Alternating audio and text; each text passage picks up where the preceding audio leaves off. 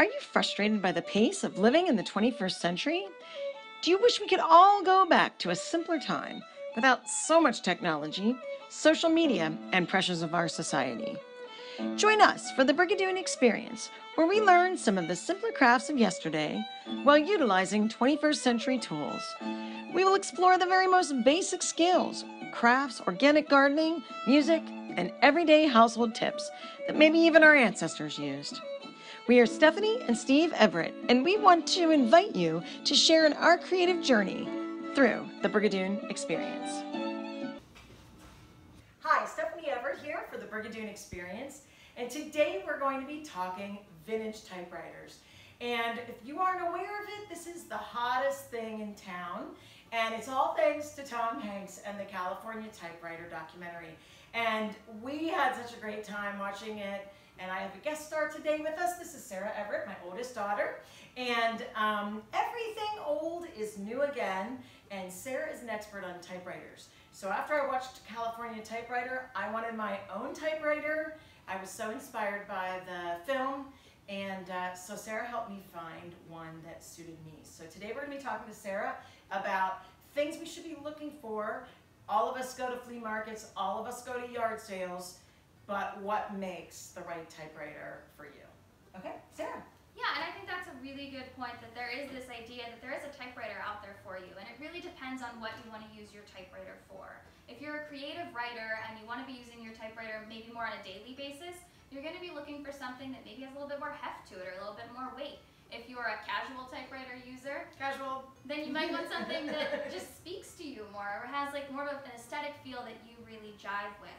And so that's why there are a bunch of different kind of typewriters to have, and that really determines the kind you want, is the use that you have for it. So I have 3 typewriters out here in front of me, kind of covering the gambit of typewriters. We've got a portable typewriter from the 1960s.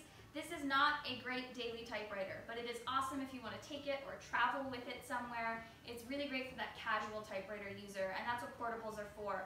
They're also really easy to take on trains or road trips, or even on planes. People travel with their typewriters. And that's what a portable typewriter is for. In the middle, we've got this more standardized desk set typewriter, the Smith Corona Pacemaker. That is a great daily typewriter. If you are using it for a more daily purpose, if you're a creative writer or you're writing a novel or a memoir, this is something that's super consistent. You can use it over and over again. It'll feel the same. It'll be really hefty and sturdy for you and last a really long time. And if you're someone who likes the aesthetic of typewriters but is not interested in the very mechanical feel of them, there are electric typewriters out there, and they are just as popular as regular typewriters. So over there I have an Olympia electric typewriter. That'll give you more of a feel of like a normal keyboard if you want something in between a keyboard feel and a typewriter feel. And that's why you've got all these different kinds of typewriters. So knowing the use for that typewriter will really determine what kind of typewriter you're looking for and how you can use it.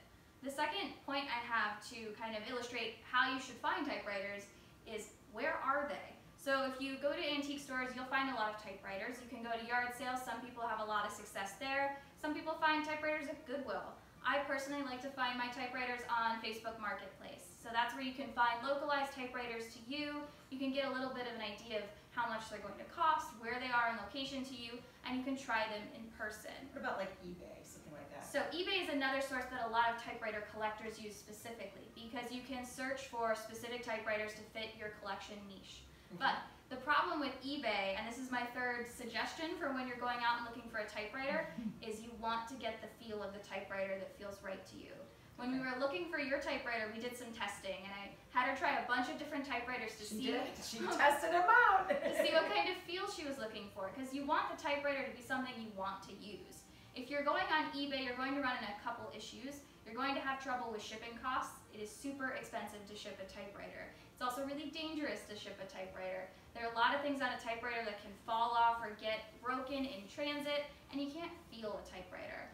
For first-time typewriter buyers, I definitely suggest you get something you can try out in person. And that's my third typewriter tip, is when you're out there, try the typewriter. And you can get an idea for the feel of it, what kind of keys you're going to have, how hefty it is, and just kind of feel if you have a connection with that machine. Because I do think people have connections with typewriters, and that's why I like them so much. And that kind of leads into the fourth point I have for you, which is there are a lot of common mistakes and common repair things you should avoid in your first typewriter. And being able to try a typewriter out in person can really help you determine if the typewriter is maybe a little outside of your maintenance capabilities. Okay. These machines are old. They need maintained, they need things fixed on them. Sometimes people don't take the greatest care of typewriters. And that's the way with a lot of vintage items. You'll see people refurbish desks or refurbish other things. Typewriters are kind of in that same category. You want to avoid typewriters that have obvious problems. So those would be things like keys that don't work, or if the carriage doesn't move from side to side, like on this typewriter, you can see the carriage obviously moves freely. You don't want something that is stuck. Another thing you want to look for, and this is like a technical thing, the platen of the typewriter. That is the rubber part on the typewriter that the paper feeds through. Those get hard over time because they've aged, rubber gets hard over time. You don't want something that has obvious dents in it, or obvious scratches, or an obvious problem with that platen, because that's what grips your paper. And that's how you can get paper into your typewriter, which is the best part of it. So you want to avoid things that are obviously wrong with the typewriter. If you can test it in person and something isn't working on it, maybe that's not the typewriter for you. And that's why I suggest you go to places where you can find them and test them, that you're testing that typewriter for the feel, and you're avoiding some of the common maintenance issues that you might not be ready for with a first typewriter. But typewriter ribbon, don't just say no to Yes. a typewriter because there's no ribbon. That is probably the easiest thing to put back in there, right? Yeah, typewriter ribbon is easily accessible today. There's a lot of Amazon sellers who have typewriter ribbon. There's a company actually that sells typewriter products at Michael's, which is We Are Memory Keepers. There you go. They're making typewriters for scrapbooking. You can use those ribbons in your typewriter. There are Amazon sellers, there are Etsy sellers that make custom typewriter ribbons, so you can get them in cool colors. So if you see a typewriter somewhere and it says no ribbon included, don't let that scare you off from buying a typewriter. It's really easy to get a new ribbon and install it into your typewriter. Excellent. Well, tell us a little bit about, if you want some more information about typewriters, Sarah does have her own YouTube channel, so tell us a little bit about how to find that. Yeah, so my YouTube channel is Just My Typewriter. I've got videos on typewriter crafts, typewriter maintenance, interesting ways to use typewriters. I'm really bad at crafting, but they're a lot of fun to do when you involve typewriters in them. And then I also have a Facebook and an Instagram where you guys can message me if you have typewriter specific questions, and that is also Just My Typewriter. Well, thank you so much. And coming up on the Brigadoon experience in the next couple of weeks, you may see a typewriter craft. I'm cooking up something for everybody for our gift segment. So thank you so much, Sarah, for joining us at the Brigadoon experience. Go out and check some of these typewriters. Tell us what I ended up with. Tell me about it. So you ended up with a Royal X typewriter. Okay. So that's a Royal Portable typewriter. Yeah, and we looked also, you ended up right after me with a Royal Futura, right? Yes. 800?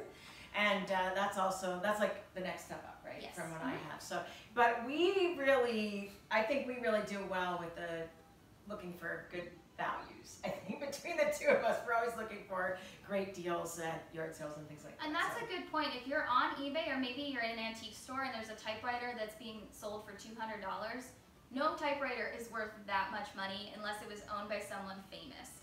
The great thing about typewriters and Facebook Marketplace and Craigslist in particular is you can get typewriters for a lot cheaper. I buy all of my typewriters in that $30 range. I would never spend more than that on a typewriter now that I have so many and know how to fix them. But definitely look for typewriters that are within your price range. Don't feel like it's something inaccessible because you don't have a huge budget to spend on something like a typewriter. There are a lot of accessible ones, most likely in your area, that you can get and try out. Sounds great. Thank you so much, Sarah. Yeah. All right, see you next time on the Brigadoon Experience.